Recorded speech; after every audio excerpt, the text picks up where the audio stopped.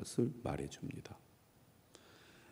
사랑하는 자들아, 우리가 이같이 말하나 라는 말은 방금 앞에서 언급한 배교를 경고한 말을 가리킵니다. 정신을 차리지 않으면, 깨어있지 않으면, 장성한 자의 길로 가지 않으면 배교할 수 있다. 이런 경고의 말씀을 하지 않았습니까? 우리가 이같이 말하나 그런 얘기입니다. 너희에게는 이보다 더 좋은 것, 곧 구원에 속한 것이 있음을 확신하노라. 간단하게 말하면 너희가 구원을 소유하고 있음을 확신한다는 말입니다. 너희가 구원을 누리게 될 것을 확신합니다.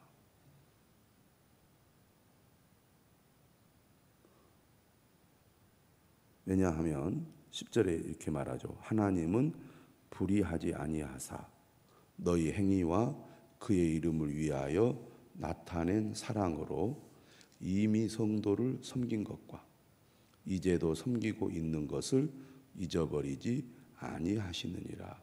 하나님은 불의하지 아니하시는 공평하신 하나님이시므로 잊지 않으신다는 겁니다. 뭘 잊지 않는다는 것입니까?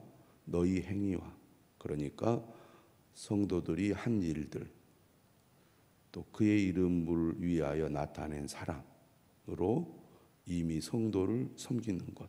다시 말하면 성도들을 도우면서 보여준 사랑. 이전에 성도들을 도우면서 보여준 사랑과 지금도 섬기고 있는 것을 하나님께서 잊지 않고 계신다는 겁니다. 매일 성경은 설명을 잘했는데요. 9절, 10절 이렇게 설명을 하고 있어요. 성도를 향한 사랑과 섬김은 구원받았다는 확실한 표지입니다. 그러니까 지금 이 편지를 읽는 독자들이 구원을 받았다는 것을 확신하는 이유는 그들이 성도를 향한 사랑과 섬김을 보여주고 있기 때문이라는 것이죠.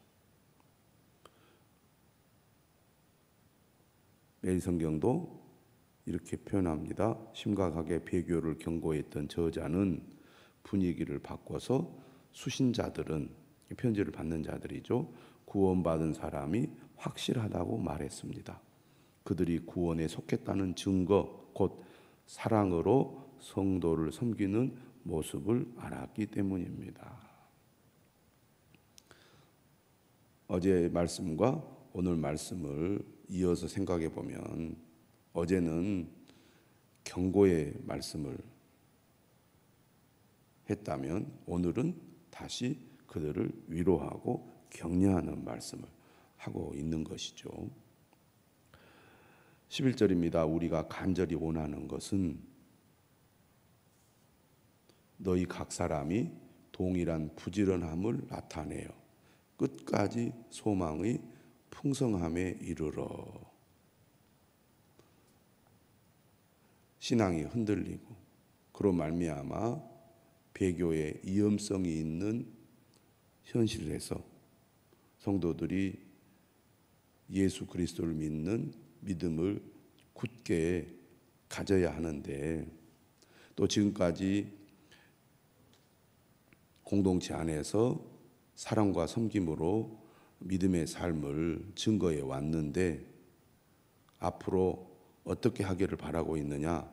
너희 각 사람이 동일한 부지런함을 나타내기를 바란다는 겁니다. 여기서 동일하다는 것은 성도들의 신앙의 열심이 다 다르다는 얘기죠.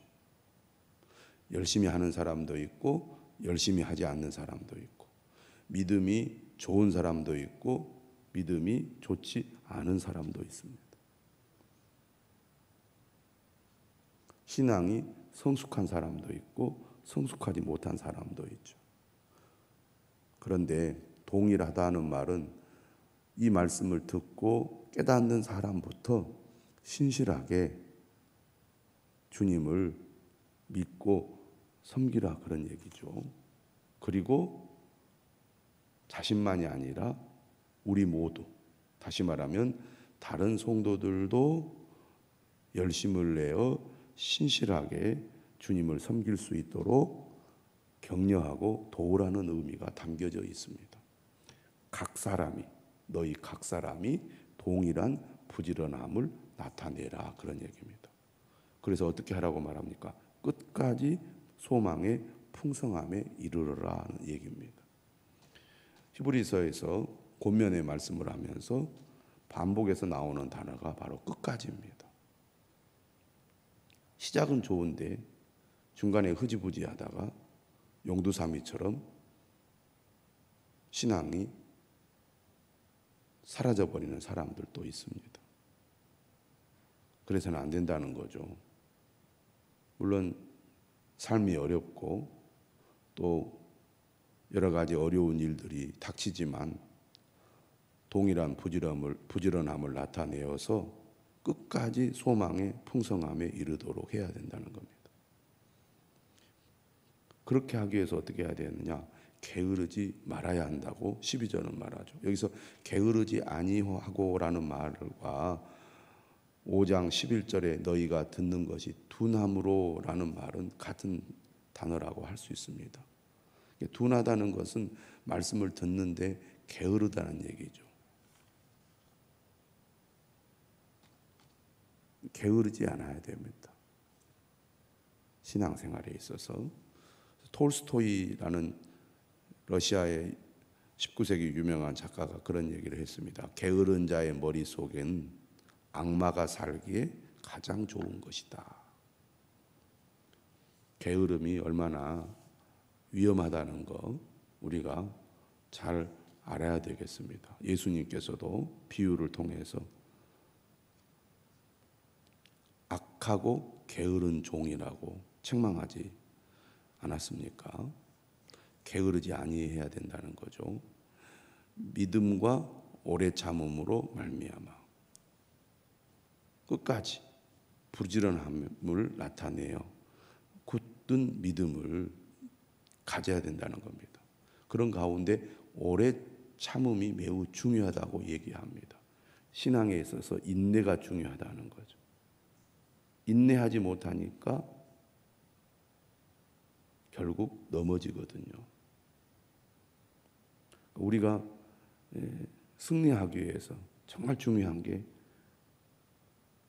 믿음과 인내라고 할 수가 있겠습니다. 믿음은 있는데 인내심이 부족해서 그 믿음을 저버리잖아요. 그런데 그가 가지고 있는 믿음이 결국 열매를 거두고 궁극적인 승리를 거두려면 인내가 참 중요합니다. 그 사람의 능력은 실력보다는 인내에 있다고 볼 수 있지 않습니까? 오래 참는 거.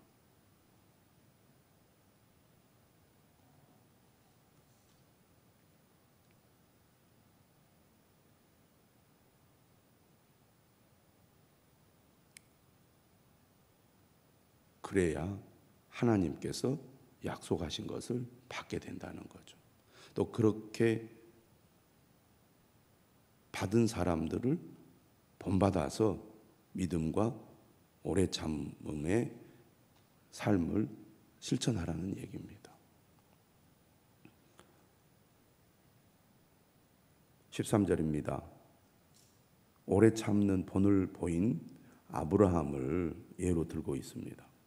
하나님이 아브라함에게 약속하실 때 가리켜 맹세할 자가 자기보다 더 큰 이가 없으므로 자기를 가리켜 맹세하여 이르시되, 맹세는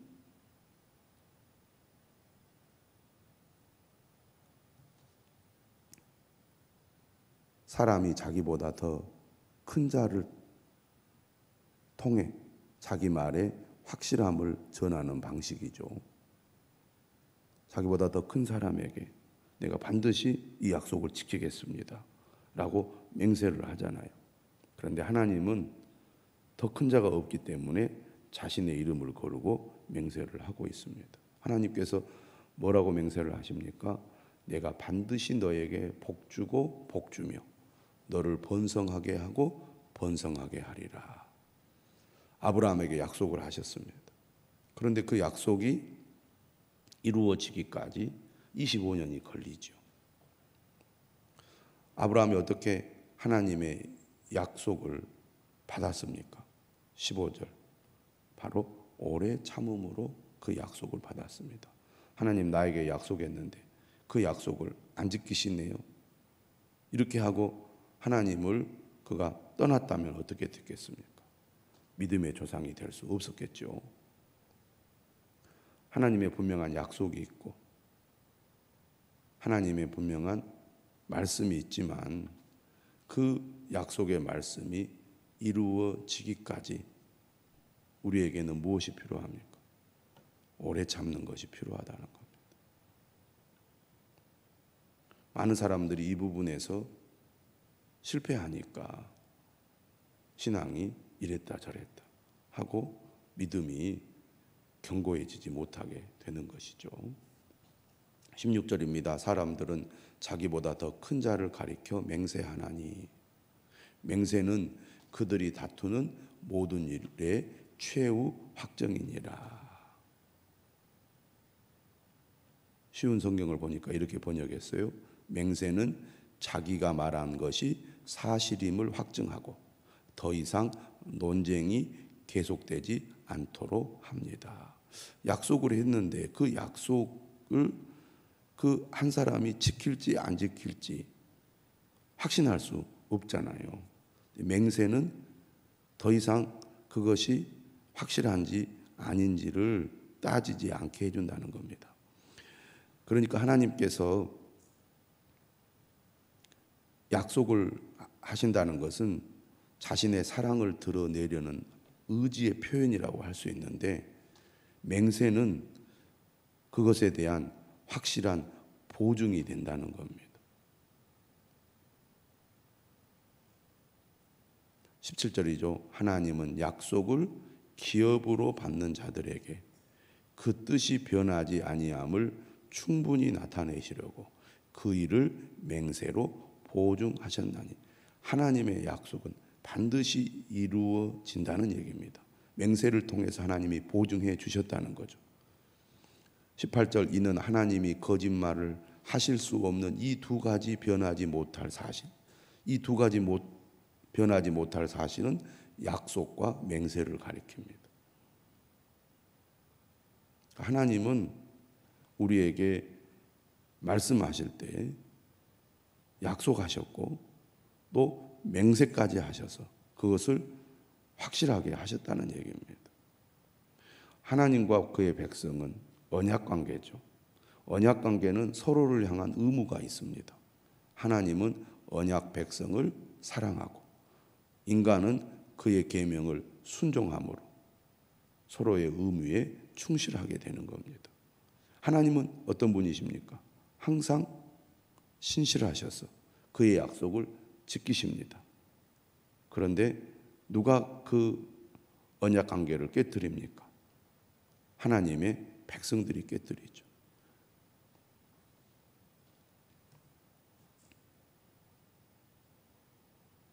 그런데 하나님은 오늘 이 약속과 맹세를 통하여 앞에 있는 소망을 얻으려고 피난처를 찾은 우리에게 큰 안위를 받게 하려 하신다는 거죠. 하나님께 피난처를 구하는 우리들에게 용기를 주고 우리가 받은 소망을 붙들 수 있는 힘을 준다는 것입니다. 그러므로 우리가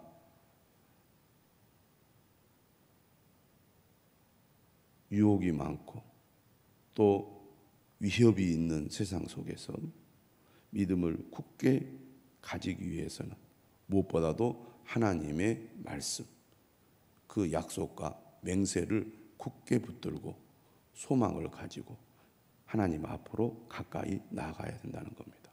하나님만이 우리의 피난처가 되시기 때문입니다.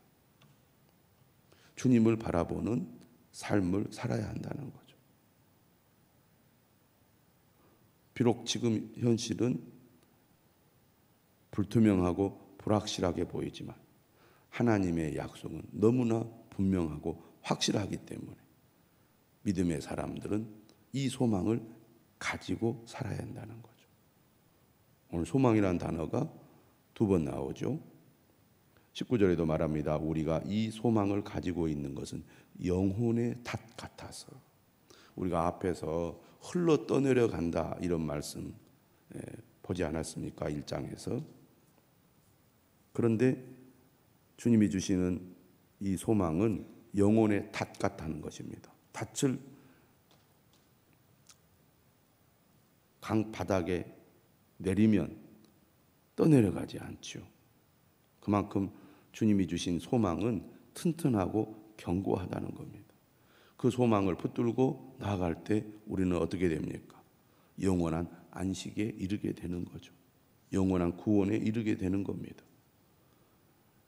우리가 이 소망을 가지고 있는 것은 영혼의 탓 같아서 튼튼하고 견고하여 휘장 안에 들어가나니. 휘장 안에 들어간다는 것은 성소 안, 지성소로 들어간다는 것을 말하는데 여기서 휘장 안은 하늘 성소를 가리킵니다. 하늘에 있는 성소. 누가 먼저 그곳에 들어가셨습니까? 예수 그리스도죠. 20절. 그리로 앞서가신 예수께서. 예수님께서는 부활 승천하여 하늘 성소에 들어가셨습니다. 하나님 우편에 앉아 계시죠. 그분은 어떤 분이십니까? 인간의 대제사장들과는 다른 분이죠. 인간의 대제사장은 유한한 존재고 그리고 그들이 살아있는 동안에만 제사장의 직무를 감당을 해서 늘 바뀌지 않았습니까? 하지만 예수 그리스도는 멜기세덱의 반차를 따라 영원히 대제사장이 되었습니다. 영원한 대제사장이 되어서 우리를 위하여 하늘 성소에 들어가셨습니다. 그렇기 때문에 예수 그리스도를 믿는 사람들은 구원을 받을 뿐만 아니라 우리를 긍휼히 여기신 주님께서 우리를 위로하시고 우리를 도우신다는 거죠. 그래서 앞에서도 계속 위로하시는 그리스도 그리고 또 우리를 도우시는 그리스도를 말씀하고 있지 않습니까?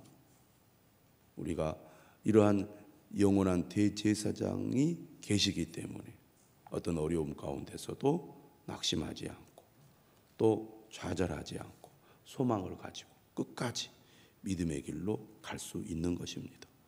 그분이 우리와 함께 계심을 굳게 믿고 믿음으로 나아가는 저와 여러분들이 되시기를 주님의 이름으로 축원합니다.